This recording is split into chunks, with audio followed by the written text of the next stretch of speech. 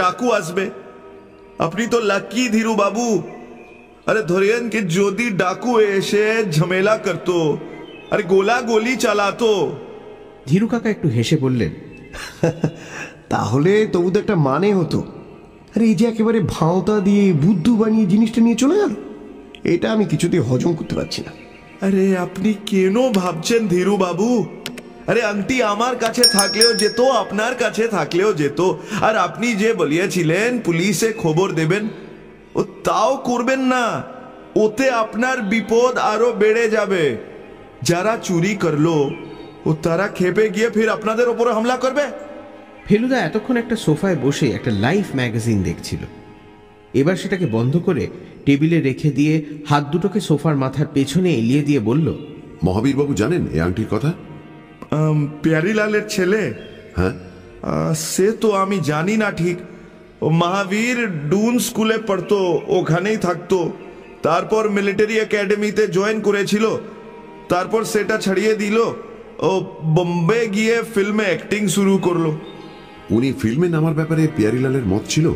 সে বিষয়ে আমায় কিছু বলেননি পিয়ারিলাল, তবে জানি উনি ছেলেকে খুব ভালোবাসতেন। পিয়ারিলাল মারা যাবার সময় মহাবীর কাছে ছিলেন? না, বম্বে ছিল। খবর পেয়ে এসে গেল। ধীরু কাকা বললেন, ফেলু একেবারে পুলিশের মতো জেরা করছো যে। বাবা বললেন, ও যে শখের ডিটেকটিভ, ওর ওদিকে বেশ ইয়ে আছে। শুনে শ্রীবাস্তব খুব অবাক হয়ে ফেলুদার দিকে তাকিয়ে বললেন, বাহ, ভেরি গুড, ভেরি গুড। কেবল ধীরু কাকাই যেন একটু ঠাট্টা সুরে বললেন, খোদ ডিটেকটিভের বাড়ি থেকে মালটা চুরি হলো, এইটাই যে আফসোস। ফেলুদা এসব কথাবার্তায় কোনো মন্তব্য না করে শ্রীবাস্তবকে আরেকটা প্রশ্ন করল, মহাবীর বাবুর ফিল্মে অ্যাক্টিং করে ভালো রোজগার হচ্ছে কি? সেটা তো ঠিক জানি না। ইয়ে সির্ফ 2 বছর তো হলো। ওর এমনিতে টাকার কোনো অভাব আছে? না না না, কারণ প্যারিলাল ওকে সম্পত্তি দিয়ে গেছেন, আর সিনেমাটা তো ওর শখের ব্যাপার। বলে ফেলুদা আবার লাইফটা তুলে নিল। শ্রীবাস্তব হঠাৎ তার রিস্ট ওয়াচের দিকে তাকিয়ে বললেন, এই দেখুন, আপনাদের সঙ্গে কথা বলতে বলতে আমার পেশেন্টের কথাই ভুলে গেছি। আচ্ছা আমি চলি। হ্যাঁ। শ্রীবাস্তবকে তার গাড়িতে পৌঁছে দিতে বাবা আর ধীরু কাকা বাইরে গেলে পর ফেলুদা ম্যাগাজিনটা বন্ধ করে একটা বিরাট হাই তুলে বলল, তোর চাঁদে যেতে ইচ্ছে করে না মঙ্গল গ্রহে? আমি বললাম, আমার এখন শুধু একটা জিনিসই ইচ্ছে করছে। ফেলুদা আমার কথায় কান্না দিয়ে বলল, লাইফে চাঁদের সারফেসের ছবি দিয়েছে, দেখে জায়গাটাকে খুব ইন্টারেস্টিং বলে মনে হচ্ছে না। মঙ্গল সম্বন্ধে তবু একটা কৌতূহল হয়। আমি এবার একেবারে চেয়ার ছেড়ে উঠে বললাম, ফেলুদা, আমার কৌতূহল হচ্ছে তোমার মানিব্যাগে যে কাগজটা আছে সেই কাগজটা দেখার জন্য। ও, ওইটে? ওটা দেখাবে না বুঝি? ওটা উর্দুতে লেখা। তবু দেখি না। এই দেখ। ফেলুদা ভাঁজ করা কাগজটা বার করে সেটা 2 আঙুলের ফাঁকে ধরে ক্যারামের গুটির মতো আমার দিকে ছুঁড়ে দিল। খুলে দেখি সেটাই লেখা আছে, খুব হুঁশিয়ার। আমি বললাম, তবে যে বললে উর্দু? বোধচন্দ্র, খুব আর হুঁশিয়ার এই দুটো কথাই যে উর্দু সেটাও বুঝি তো জানা নেই। সত্যি তো। মনে পড়লো একবার বাবা বলেছিলেন, যে কোনো বাংলা উপন্যাস নিয়ে তার যে কোনো একটা পাতা খুলে পড়ে দেখো, দেখবে প্রায় অর্ধেক কথা হয় উর্দু, নয় ফার্সি, না হয় ইংরেজি, না হয় পর্তুগিজ, না হয় অন্য কিছু। এইসব কথা বাংলায় এমন চলে গেছে যে আমরা ভুলে গেছি এগুলো আসলে বাংলা নয়। আমি লাল অক্ষরে লেখা কথা দুটোর দিকে চেয়ে আছি দেখে প্রায় যেন আমার মনের প্রশ্নটা আন্দাজ করেই ফেলুদা বলল, একটা সাজা পানের ডগা দিয়ে অনেক সময় চুন খয়ের মেশানো লাল রস চুইয়ে পড়ে, দেখেছিস? এটা সেই পানের ডগা দিয়ে লাল রস দিয়ে লেখা। আমি লেখাটা নাকের কাছে আনতেই পানের গন্ধ পেলাম। কিন্তু কে লিখেছে বলো তো? জানি না। লোকটা বাঙালি তো বটেই। জানি না। কিন্তু তোমাকে কেন লিখতে যাবে? তুমি তো আর আংটি চুরি করনি। ফেলুদা হো হো করে হেসে বলল, হুমকি জিনিসটা কি আর চোরকে দেয় রে বোকা? ওটা দেয় চোরের যে শত্রু তাকে, অর্থাৎ ডিটেকটিভকে। তাই এইসব কাজে নামতে হলে ডিটেকটিভের একেবারে প্রাণটি হাতে নিয়ে নামতে হয়। আমার বুকের ভেতরটা ঢিপ ঢিপ করে উঠল, আর বুঝতে পারলাম যে গলাটা কেমন জানি শুকিয়ে আসছে। কোনো রকমে ঢকিলে বললাম, তাহলে এবার থেকে সত্যি হুঁশিয়ার হওয়া উচিত। হুঁশিয়ার হইনি সে কথা থেকে কে বললে? এই বলে ফেলুদা পকেট থেকে একটা গোল কৌটো বার করে আমার নাকের সামনে ধরল। দেখলাম বাক্সটা ঢাকনায় লেখা আছে দশম সংস্কার চূর্ণ। ওটা যে একটা দাঁতের মাজনের নাম সেটা আমি ছেলেবেলা থেকে জানি, কারণ দাদু ওটা ব্যবহার করতেন। তাই আমি একটু অবাক হয়েই বললাম, দাঁতের মাজন দিয়ে কি করে হুঁশিয়ার হবে ফেলুদা? তোর যেমন বুদ্ধি, দাঁতের মাজন হতে যাবে কেন? তবে ওটায় কি আছে? চোখ দুটো গোল করে গলাটা বাড়িয়ে আর নামিয়ে নিয়ে ফেলুদা বলল, চূর্ণীকৃত ব্রহ্মাস্ত্র। রাত্রে খাওয়া দাওয়ার পর ফেলুদা হঠাৎ বলল, তবে কি মনে হচ্ছে বলতো? আমি বললাম, কিসের কি মনে হচ্ছে? এই যে সব ঘটনা ঘটছে চটছে। বারে বা, সে তো তুমি বলবে, আমি আবার কি করে বলবো? আমি কি ডিটেকটিভ নাকি? আর সন্ন্যাসীটা কে সেটা না জানা অবধি তো কিছুই বোঝা যাবে না। কিন্তু কিছু কিছু জিনিস তো বোঝা যাচ্ছে। যেমন সন্ন্যাসীটা বাথরুমে ঢুকে আর বেরোলো না, এটা তো খুব রিভিলিং। রিভিলিং মানে? রিভিলিং মানে যার থেকে অনেক কিছু বোঝা যায়। এখানে কি বোঝা যাচ্ছে? তুই নিজে বুঝতে পারছিস না? আমি বুঝতে পারছি যে ওয়েটিং রুমে দারোয়ানটা অন্য মনস্ক ছিল। তোর মুন্ডু। তবে সন্ন্যাসী বেরোলে নিশ্চয়ই দারোয়ানের চোখে পড়তো। তাহলে সন্ন্যাসী বেরোয়নি? সন্ন্যাসীর হাতে কি ছিল মনে আছে? আমি তো আর, ও হ্যাঁ হ্যাঁ, অ্যাটাচি কেস। সন্ন্যাসীর হাতে অ্যাটাচি কেস দেখেছিস কখনো? তা দেখিনি। সেই তো বলছি, ওটা থেকেই সন্দেহ হয়।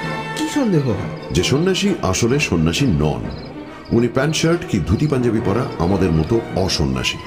আর সেই পোশাক ছিল ওই অ্যাটাচি কেসে। গেরুয়াটা ছিল ছদ্মবেশ, খুব সম্ভবত দাড়ি গোপটাও।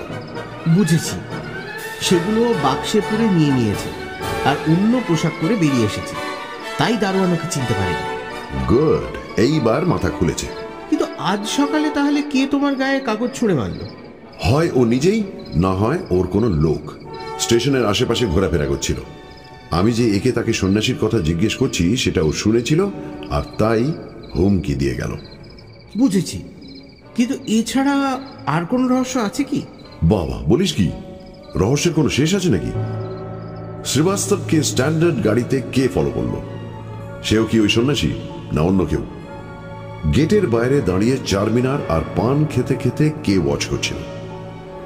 পিয়ারিলাল কোন স্পাইয়ের কথা বলতে চেয়েছিলেন?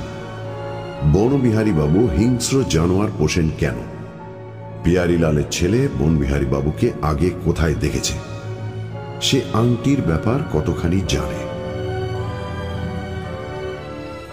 রাত্রে বিছানায় শুয়ে এই সব রহস্যের কথাই ভাবছিলাম। ফেলুদা একটা নীল খাতায় কি যেন সব লিখল। তারপর 10:30টায় শুয়ে পড়ল, আর শোবার কিছুক্ষণ পরেই জোরে জোরে নিঃশ্বাস। বুঝলাম ও ঘুমিয়ে পড়েছে। দূর থেকে রামলীলার ঢাকের শব্দ ভেসে আসছে। একবার একটা জানোয়ারের ডাক শুনলাম, হয়তো শেয়াল কিংবা কুকুর, কিন্তু হঠাৎ কেন জানি হায়নার হাসি বলে মনে হয়েছিল। বনবিহারী বাবু যে হিংস্র জানোয়ার পোষেন তাতে ফেলুদার আশ্চর্য হওয়ার কি আছে? সবসময় কি সব জিনিসের পেছনে লুকোনো কারণ থাকে নাকি? অনেক রকম অদ্ভুত অদ্ভুত শখের কথা তো শুনতে পাওয়া যায়। বনবিহারী বাবুর চিড়িয়াখানাও হয়তো সেই রকমই একটা অদ্ভুত শখের নমুনা। এইসব ভাবতে ভাবতে কখন যে ঘুমিয়ে পড়েছি আর কখন যে আবার ঘুমটা ভেঙে গেছে তা জানি না। জাগতেই মনে হলো চারিদিক ভীষণ নিস্তব্ধ। ঢাকের বাজনা থেমে গেছে, কুকুর শেয়াল কিচ্ছু ডাকছে না, খালি ফেলুদার জোরে জোরে নিঃশ্বাস ফেলার শব্দ। আর মাথার পেছনে টেবিলের উপর রাখা টাইম পিসের টিক টিক শব্দ। আমার চোখটা পায়ের দিকে জানলায় চলে গেল। জানলা দিয়ে রোজ রাত্রে দেখেছি আকাশ আর আকাশের তারা দেখা যায়। আজ দেখি আকাশের অনেকখানি ঢাকা, একটা অন্ধকার মতো কি যেন জানলার প্রায় সমস্তটা জুড়ে দাঁড়িয়ে আছে। ঘুমের ঘোরটা পুরো কেটে যেতেই বুঝতে পারলাম সেটা একটা মানুষ। জানলার গড়ার ধরে দাঁড়িয়ে আমাদেরই ঘরের ভেতর দেখছে। যদিও ভয় করছিল সাংঘাতিক, তবু লোকটার দিক থেকে চোখ ফেরাতে পারলাম না। আকাশের তারা অল্প অল্প থাকলেও ঘরের ভেতর আলো নেই, তাই লোকটার মুখ দেখা অসম্ভব। কিন্তু এটা বুঝতে পারছিলাম যে তার মুখের নিচের দিকটা, মানে নাক থেকে থুতনি অবধি কালো কাপড়ে ঢাকা। এবার দেখলাম লোকটা ঘরের ভেতর হাত ঢুকিয়েছে। তবে শুধু হাত নয়, হাতে একটা লম্বা ডান্ডার মতো জিনিস রয়েছে। একটা মিষ্টি অথচ কড়া গন্ধ এইবার আমার নাকে এলো। একে ভয়েতেই প্রায় দমবন্ধ হয়ে আসছিল। এখন হাত পাও কিরকম যেন অবশ হয়ে আসতে লাগলো। আমার মনে যত জোর আছে সবটা একসঙ্গে করে শরীরটা প্রায় একদম না নাড়িয়ে আমার বাঁ হাতটা আমার পাশেই ঘুমন্ত ফেলুদার দিকে এগিয়ে দিল। আমার চোখ কিন্তু জানলার দিকে। লোকটার এখনো হাতটা বাড়িয়ে রয়েছে। গন্ধটা বেড়ে চলেছে। আমার মাথা ভোঁ ভোঁ করছে। আমার হাতটা ফেলুদার কোমরে ঠেকল। আমি একটা ঠেলা দিলাম। ফেলুদা একটু নড়ে উঠল। নড়তেই ক্যাচ করে খাটে একটা শব্দ হলো, আর সেই শব্দটা হতেই জানলার লোকটা হাওয়া। ফেলুদা ঘুমো ঘুমো গলায় বলল, কি হলো, খোঁচা মারছিস কেন? আমি শুকনো গলায় কোনো রকমে ঢোকিলে বললাম, জানলায়। কে জানলায়? ইস, গন্ধ কিসের? বলেই ফেলুদা এক লাফে উঠে জানলার সামনে গিয়ে দাঁড়ালো। তারপর কিছুক্ষণ এক দৃষ্টে বাইরের দিকে চেয়ে থেকে ফিরে এসে বলল, কি দেখলি ঠিক করে বলতো? আমি তখনও প্রায় কাঠের মতো পড়ে আছি। কোনো মতে বললাম, একটা লোক, হাতের ডান্ডা, ঘরের ভেতর। হাত বাড়িয়েছিল? হ্যাঁ। বুঝেছি, লাঠির ডগায় ক্লোরোফর্ম ছিল। আমাদের অজ্ঞান করবার তালে ছিল। কেন?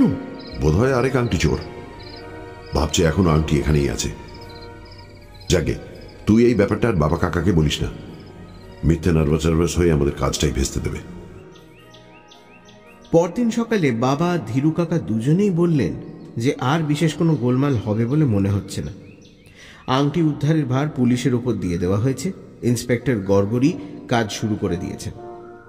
পুলিশে আংটি খুঁজে পেলে ফেলুদার ওপর টেক্কা দেওয়া হবে, আর তাতে ফেলুদার মনে লাগবে।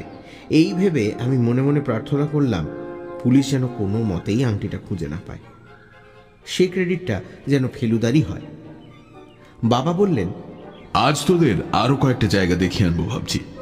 ঠিক হলো দুপুরে খাওয়ার পর বেরোনো হবে। কোথায় যাওয়া হবে সেটা ঠিক করে দিলেন বনবিহারী বাবু।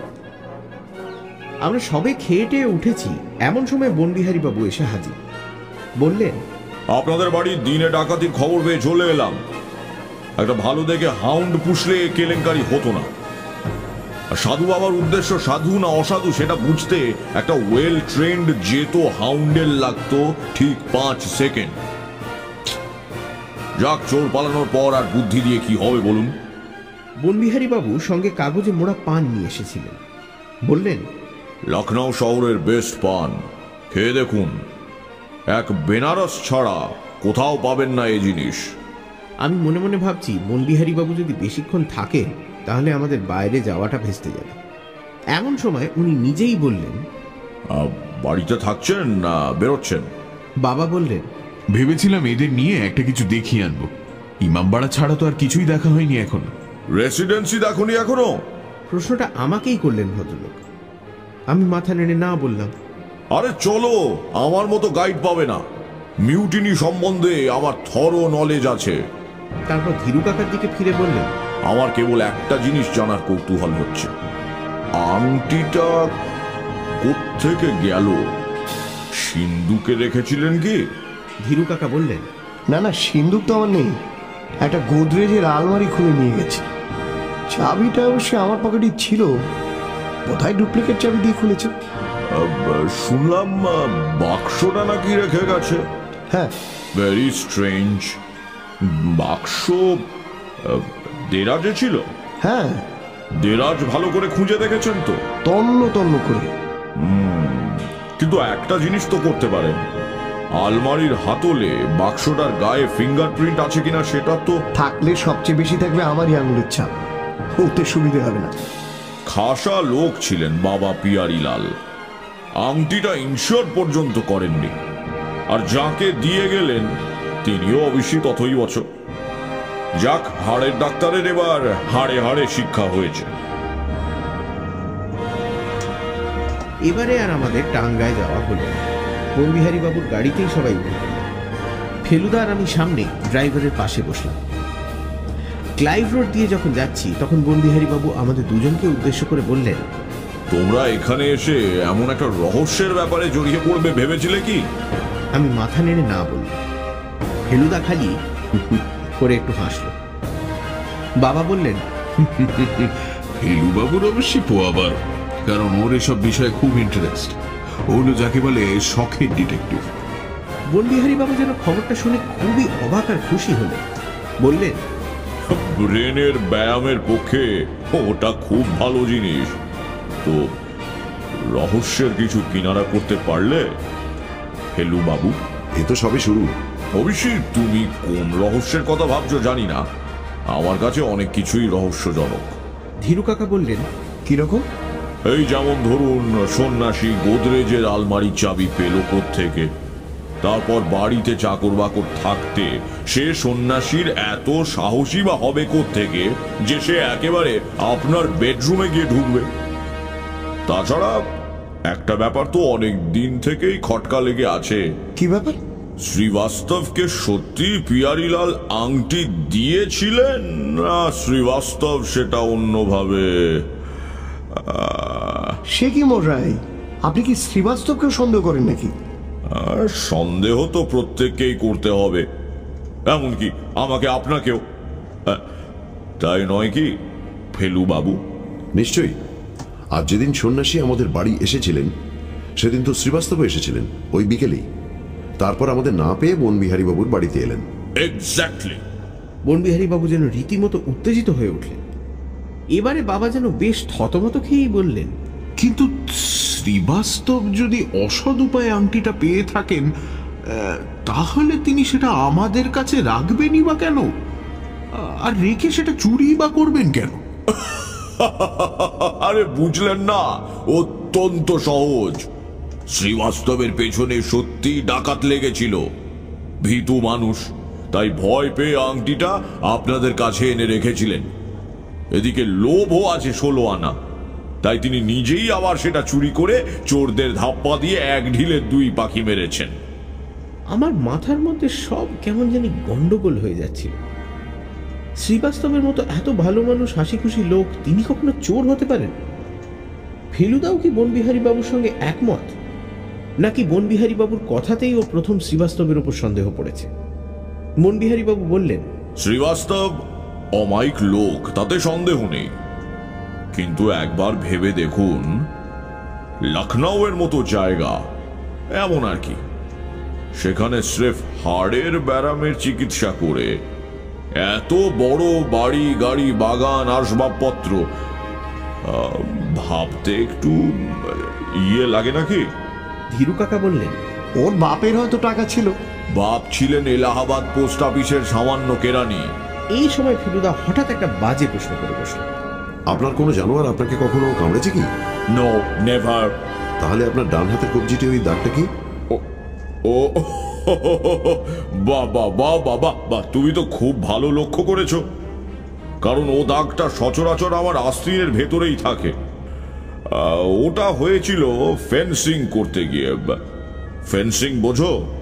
ফেলুদা কেন, আমিও জানতাম ফেন্সিং কাকে বলে। রেপিয়ার বলে একরকম সরু লম্বা তলোয়ার দিয়ে খেলাকে বলে ফেন্সিং। ফেন্সিং করতে গিয়ে হাতে খোঁচা খাই, এটা সেই খোঁচার দাগ। রেসিডেন্সিটা সত্যি একটা দেখবার জিনিস। প্রথমত জায়গাটা খুব সুন্দর, চারিদিকে বড় বড় গাছপালা, আর তার মাঝখানে এখানে ওখানে এক একটা মিউটিনির আমলের সাহেবদের ভাঙা বাড়ি। গাছগুলোর ডালে দেখলাম ঝাঁকে ঝাঁকে বাঁদর। লখনৌ শহরের বাঁদরের কথা আগেই শুনেছি, এবার নিজের চোখে তাদের কাণ্ডকারখানা দেখলাম।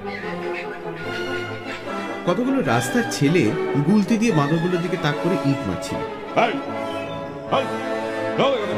বনবিহারী বাবু তাদের কষে ধমক দিলেন, তারপর আমাদের বললেন, জন্তু জানোয়ারের ওপর দুর্ব্যবহারটা না আমি একদম সহ্য করতে পারি না। আমাদের দেশেই এই জিনিসটা সবচেয়ে বেশি দেখা যায়। ইতিহাসে সিপাহী বিদ্রোহের কথা পড়েছি।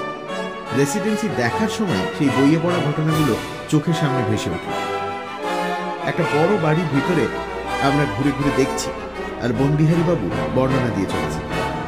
সেপাই মিউটিনির সময় লখনৌ শহরে নবাবদেরই রাজত্ব। ব্রিটিশরা তাদের সৈন্য রেখেছিলেন এই বাড়িটার ভেতরেই। স্যার হেনরি লরেন্স ছিলেন তাদের সেনাপতি।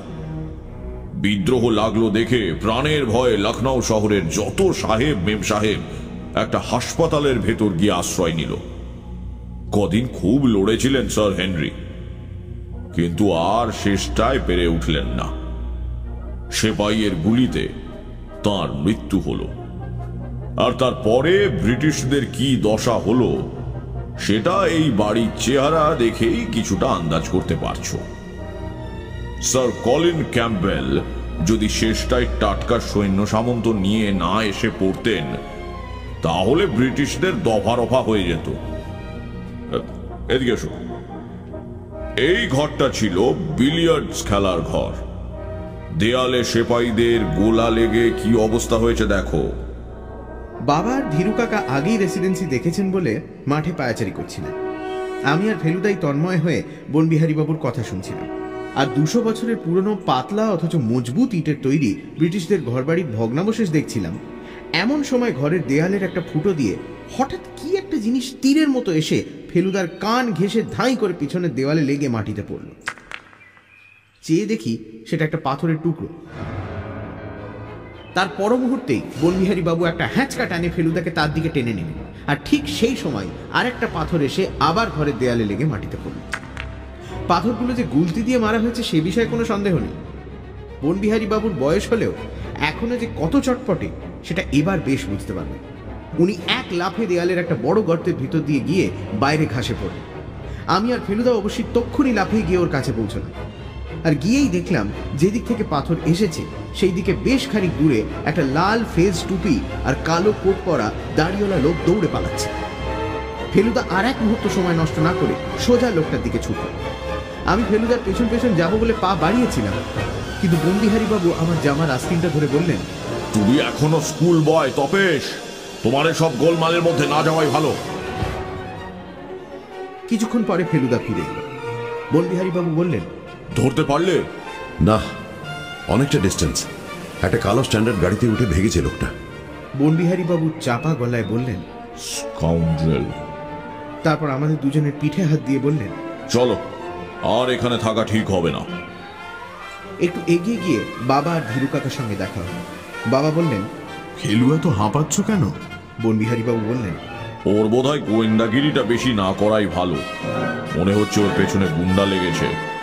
বাবা আর ধীরু কাকা দুজনেই ঘটনাটা শুনে বেশ ঘাবড়ে গেলেন। তখন বনবিহারী বাবু হাসতে হাসতে বললেন, আরে চিন্তা করবেন না, আমি রসিকতা করছিলাম। আসলে পাথরগুলো আমাকেই লক্ষ্য করে মারা হয়েছিল। ওই যে ছোকরাগুলোকে তখন ধমক দিলাম, এ হচ্ছে তারই প্রতিশোধ। তারপর ফেলুদার দিকে ঘুরে বললেন, তবে তাও বলছি ফেলু বাবু, তোমারও বয়সটা কাঁচাই। বিদেশ বিভুঁয়ে একটা গোলমালে জড়িয়ে পড়বে সেটা কি খুব ভালো হবে? এবার থেকে একটু খেয়াল করে চলো। কথাটা শুনে ফেলুদা চুপ করে রইল। গাড়ির দিকে হাঁটার সময় দুজনে একটু পেছিয়ে পড়েছিল। সেই সুযোগে ফেলুদাকে ফিসফিস করে বললাম, পাথরটা তোমাকে মারছিল না ওকে? ফেলুদা দাঁতে দাঁত চেপে বলল, ওকে মারলে কি উনি চুপ করে থাকতেন নাকি? হল্লা টল্লা করে রেসিডেন্সির বাকি ইট কটা খসিয়ে দিতেন না? আমারও তাই মনে হয়। তবে একটা জিনিস পেয়েছি, লোকটা পালানোর সময় ফেলে গিয়েছিল। কি জিনিস? ফেলুদা পকেট থেকে একটা কালো জিনিস বার করে দেখালো। ভালো করে দেখে বুঝলাম সেটা একটা নকল গোঁপ, আর তাতে এখনো শুকনো আঠা লেগে রয়েছে। গোঁপটা আবার পকেটে রেখে ফেলুদা বলল, পাথরগুলো যে আমাকেই মারা হয়েছে সেটা ভদ্রলোক খুব ভালোভাবেই জানেন। তাহলে বললেন না কেন? হয় আমাদের নার্ভাস করতে চান না, আর না হয় কি? ফেলুদা উত্তরের বদলে মাথা ঝাঁকিয়ে একটা তুড়ি মেরে বলল, কেসটা জমে আসছে রে তোপসে। তুই এখন থেকে আর আমাকে একদম ডিস্টার্ব করবি না। বাকি দিনটা ও আর একটাও কথা বলেনি আমার সঙ্গে। বেশিরভাগ সময় বাগানে পায়াচারি করেছে, আর বাকি সময়টা ও নীল নোট বইতে হিজিবিজি কিসব লিখেছে।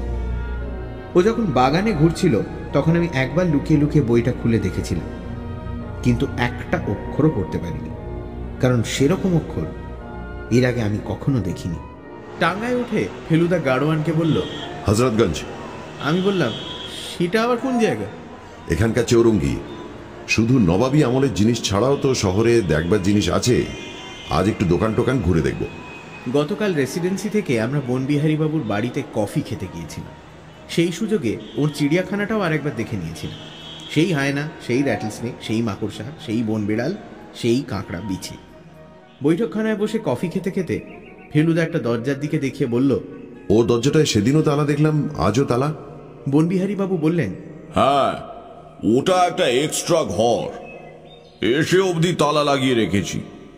খোলা রাখলেই ঝাড়পোঁচের হ্যাঙ্গামা এসে যায়, বুঝলে না? তাহলে তালাটা নিশ্চয়ই বদল করা হয়েছে, কারণ এটাই তো মরচে ধরেনি। বনবিহারীবাবু ফেলুদার দিকে একটু হাসি হাসি অথচ তীক্ষ্ণ দৃষ্টি দিয়ে বললেন,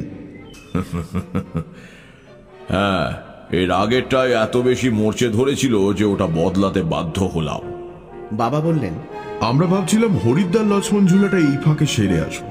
বনবিহারীবাবু পাইপ ধরিয়ে একটা লম্বা টান দিয়ে কড়া গন্ধওয়ালা ধোঁয়া ছেড়ে বললেন, কবে যাবেন? পরশু যদি যান তো আমিও আসতে পারি আপনাদের সঙ্গে। আমার এমনিতেই সেই 12 ফুট অজগর সাপটা দেখার জন্য একবার যাওয়া দরকার। আর ফেলুবাবুও যেভাবে গোয়েন্দাগিরি শুরু করেছেন, কয়েকদিনের জন্য শহর ছেড়ে কোথাও যেতে পারলে বোধহয় সকলেরই মঙ্গল। ধীরু কাকা বললেন, আমার তো শহর ছেড়ে যাওয়ার কোনো উপায় নেই, তোমরা কজন ঘুরে এসো না। ফেলু তবেশ দুজনেরই লক্ষ্মণ ঝোলা না দেখে ফিরে যাওয়াটা কিন্তু উচিত হবে না। আমার সঙ্গে গেলে আপনাদের একটা সুবিধে হবে, আমার চেনা ধর্মশালা আছে। এমনকি হরিদ্বার থেকে লক্ষ্মণ ঝুলা যাওয়ার গাড়িরও ব্যবস্থা আমি চেনাশোনার মধ্যে থেকে করে দিতে পারবো। এখন আপনারা ব্যাপারটা ডিসাইড করুন। ঠিক হলো পরশু শুক্রবারই আমরা রওনা দেব। দুদিন আগে যদি বনবিহারীবাবু বলতেন আমাদের সঙ্গে যাবেন, তাহলে আমার খুব ভালোই লাগতো। কিন্তু আজ বিকেলে রেসিডেন্সির ঘটনার পর থেকে আমার লোকটা সম্বন্ধে মনে একটা কিরকম খটকা লেগে গেছে। তবুও যখন দেখলাম ফেলুদার খুব একটা আপত্তি নেই, তখন আমিও মনটাকে যাবার জন্য তৈরি করে নিলাম। আজ সকালে উঠে ফেলুদা বলল, দাড়ি কামানোর ব্লেড ফুরিয়ে গেছে, ওখানে গিয়ে মুশকিলে পড়ে যাব, চল ব্লেড কিনে আনি গে। তাই দুজনে টাঙ্গা করে বেরিয়েছি। হজরতগঞ্জে নাকি সব কিছুই পাওয়া যায়। কাল থেকেই দেখছি ফেলুদা আংটি নিয়ে আর কিছুই বলছে না।